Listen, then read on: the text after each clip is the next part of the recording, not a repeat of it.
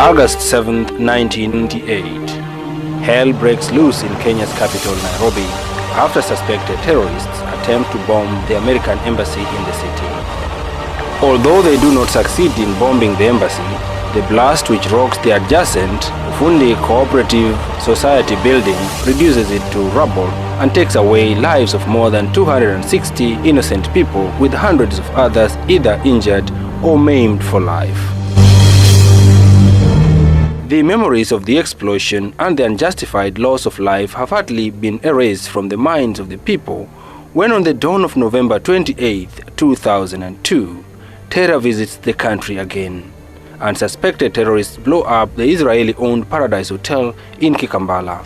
During the attack, 15 people, most of them locals who were entertaining the incoming guests from Israel, die, while more than 20 others were left injured.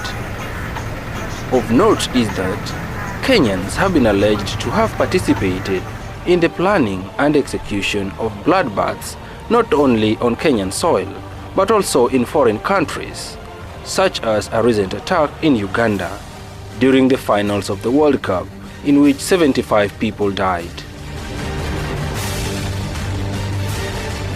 This has not been lost to the Kenya Community Support Center, a local non-governmental organization that for the last 2 years has sought to promote peaceful coexistence of all people through training the youth in Coast Province of Kenya to reject radical ideas and become active participants in their societies. Attack in front of the office of Deputy Commissioner at Gajipur. Same time, 63 out of 64 days. That means the whole country, well coordinated. People using the religion to achieve their personal objectives and their personal targets. Phyllis Mwema is the coordinator of the Kenya Community Support Center. This project is informed by a background that we have experienced over the last 10 years, especially after the bombing of Nairobi in 1998 and the bombing of 2002 of Kikambala Hotel, where after that we've seen an increase in the level of radicalization in the Coast Province. We have seen the young people being recruited and being trained on issue by radical groups, and thereafter we've seen a lot of young people from the coast even being arrested either within the country or outside the country. And what the community has responded towards that has been issues of public procession demanding that the youth get released. So as an organization, we wanted to deal with the issue of radicalization, which in some cases leads to terrorism. And we did a study which told us that radicalization normally happens within many areas. Sometimes it happens in the mosques. It also happens in public places. It happens within the youth groups. And sometimes it is also happening in the prison, where people who are already imprisoned are radicalized there, and thereafter they are given further training to then become full-blown terrorists. And therefore, this program was meant to save the youth of the coast and give them information, right information, empower them with the skills so that they are able to reject any propaganda which is peddled by radical extremists. Under the youth mentoring program titled Building Community Resilience in the Kenyan Coast, Kekoske has worked with youth leaders, groups and organizations in Lamu, Malindi, Kwale, and Msambweni districts of the Coast Province.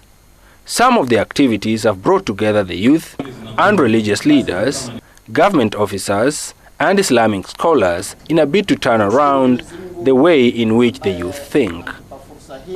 The project has aimed at building capacities of the youth by empowering them with information, skills, and knowledge that would enable them to counter violent extremism in the Coast Province.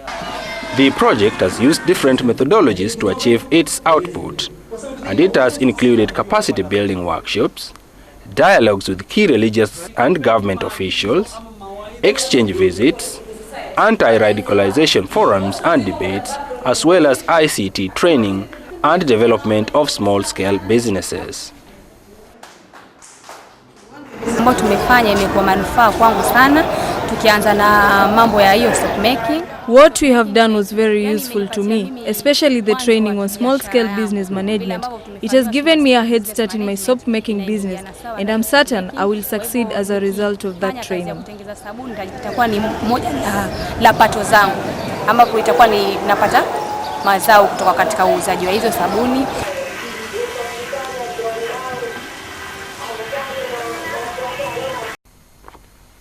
Extremists mainly target young people by bombarding them with false information that they are marginalized and that they can use religious means to restore order and sanctity according to Islamic principles. Swala hii kuchukuliwa kudanganywa kuwa kuna nje kazi ama wendo kalepua bomu ni kuwa hawa ambao wanakuja. When you are told there is employment or blow up yourself for money, it is because radicalizers know you are ignorant and unaware of the consequences. And because of problems and a feeling that there is money to be made, you agree. The excuse is not because one is unemployed, but the fact that one is naive and doesn't want to question why you should blow up yourself. Like, say, during a football match. Naivety is the reason for killing innocent people whom you have nothing to do with. Na uzembe ulionao ndani ya akili yako ndio unakusababisha wewe unasababisha maafa makubwa, unaua watu ambao hata sio wewe uliowaumba.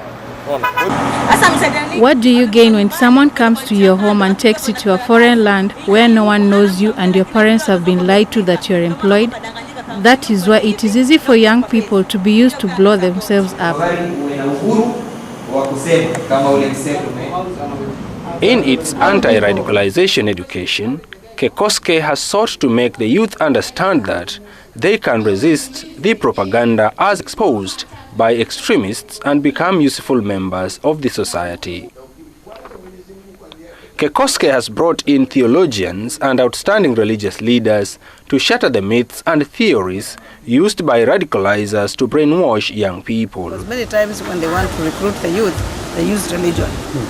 They tend to use religion and use some concepts in religion like the jihad to tell the youth that they really must stand and fight, either fight government or fight other people or fight other religions.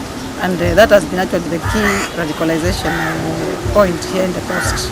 Other times they have radicalized the youth, telling them that the government is unfair to them, have been marginalized for many years, and if they join radical movements, they are going then to use religion and restore order according to religion. And what we have done in this program is to try and bring experts in theology, especially Islamic religious leaders, to try and explain these concepts which have been used by radicalizers to recruit the youth. So this project over the last 1 year has been helping young people to try and understand what radicalization is, the impact of radicalization both at the family level and also at the community level. And the fact that when you get radicalized, then you lose all the opportunities to become reproductive. It is not possible for a radicalized young person to even participate in development processes. It's very impossible for a radicalized youth to even practice religion. And most of them end up being in drugs, which is a major challenge in the coast. And therefore, this program, we are happy to say that after 1 year, we are seeing a reduction in the number of youth who have been recruited to join these radical groups. We are seeing a reduction in the feeling of marginalization that young people were talking about, working closely with the government, and they are now taking advantage of the opportunities that the new constitution is providing, and even some of the devolution programs that have come through. And we want to continue further. Basically, we want to make this place very free of radicals, and these are violent extremists. We are talking to religious groups to try and make sure that they interpret religious verses as they should be. Even though Kenya has never overtly participated in any war aimed at countering terrorism, it found itself caught up in the web of activities of international terrorists.